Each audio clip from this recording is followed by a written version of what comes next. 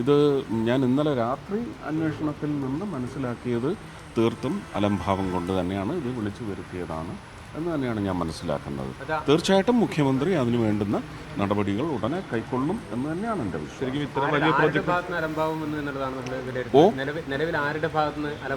അതൊക്കെ കൃത്യമായിട്ട് സർക്കാരിനറിയാം. സർക്കാർ പറയട്ടെ.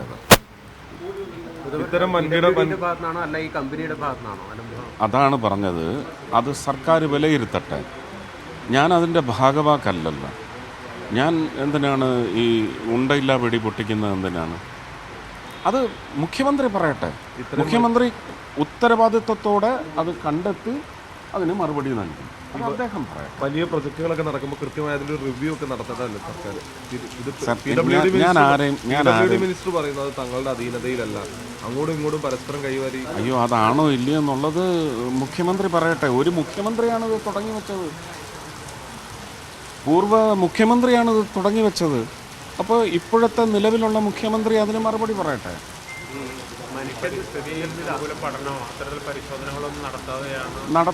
നടത്താൻ ഇത് തുടങ്ങി വയ്ക്കാൻ ഇവിടുത്തെ NGOs അനുവദിക്കൂ, പ്രകൃതി സ്നേഹികൾ അനുവദിക്കൂ. അവരും അനുവദിച്ചോ? ഇതൊക്കെ ചോദ്യങ്ങളല്ലേ. ഇതൊന്നും എന്താണ് തൊലിപ്പുറ ചോദ്യങ്ങളല്ലല്ലോ, ആഴത്തിലുള്ള ചോദ്യങ്ങളല്ലേ. അപ്പോൾ അതിനൊക്കെ ഉത്തരം കണ്ടെത്തട്ടെ അല്ലേ. ഞാൻ ഇന്നലെ പറഞ്ഞു, കോഓപ്പറേറ്റീവ് ഫെഡറലിസം എന്ന് പറയുന്ന സ്ട്രക്ചർ ഇൻടാക്റ്റ് ആയിരിക്കണം. അതിനെ ചോദ്യം ചെയ്യുന്ന തരത്തിലുള്ള ഒരു കാര്യവും ഞാൻ പറയില്ല. മുഖ്യമന്ത്രി പറയട്ടെ. മുഖ്യമന്ത്രിയല്ലേ അതിൻ്റെ ഇത് നടക്കുന്നത്. കേരളത്തിലുമാണ്, വയനാട്ടിലുമാണ് അല്ലേ. വയനാടിൻ്റെ ഒരു ഡെലിക്കറ്റ് സിറ്റുവേഷൻ, സോയിൽ സ്ട്രക്ചർ, ഇതിനെ സംബന്ധിച്ചൊക്കെ 2021 ഘോരം രാജ്യസഭയിൽ വിളിച്ച് പറഞ്ഞതല്ലേ. അതിനു മുമ്പ് എത്ര പേര് അതിനെക്കുറിച്ച് പറഞ്ഞു? അതിനുശേഷം ഒരു നടപടി ഉണ്ടായതും ഏതാണ്ട്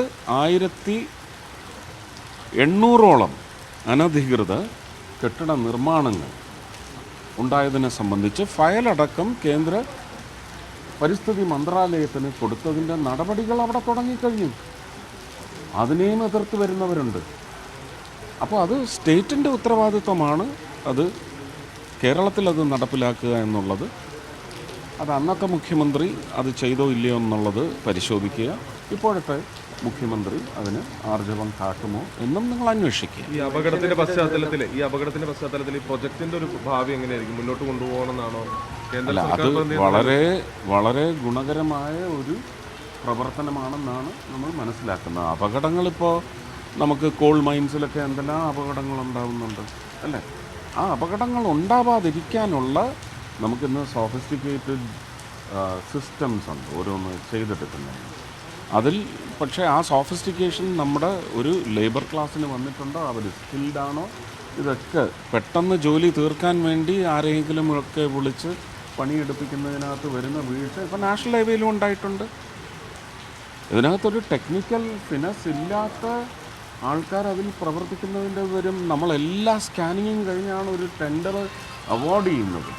ആ ടെൻഡർ അവാർഡ് ചെയ്യുന്ന കോൺട്രാക്റ്റിംഗ് ഏജൻസിക്ക് ലോക നിലവാര സൂചികയിലൊക്കെ വലിയ സ്ഥാനമുള്ള ആൾക്കാരായിരിക്കും. പക്ഷേ അവരത് സബ്ലെറ്റ് ചെയ്ത് പോയി ആരാണ് ഈ റോഡ് പണിയുന്നത് അതിനെ സംബന്ധിച്ച് എന്ത് സ്കാനിങ്ങാണ് ഉള്ളത്? ലോക്കൽ കോൺട്രാക്ടേഴ്സൊക്കെ അതിനകത്ത് വരികയല്ലേ. മണ്ണ് എന്ത് തരം മണ്ണാണ് ഈ പറയുന്ന ഹൈ റൈസ് സ്ട്രക്ചേഴ്സ് വരുമ്പോൾ അതിനകത്ത് ഫില്ലിങ്ങിന് ഉപയോഗിച്ചത്? ഇതെല്ലാം ഒരു നിതിൻ ഗഡ്കരിക്ക് ഇവിടെ വന്ന് ഇൻസ്പെക്ട് ചെയ്യാൻ പറ്റും.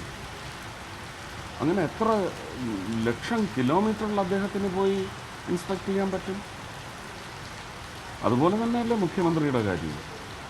അപ്പോൾ ഒരു പ്രോജക്റ്റിന് മുന്നോട്ട് പോകേണ്ടതാണെങ്കിൽ തീർച്ചയായിട്ടും അത് മുന്നോട്ട് പോകണം.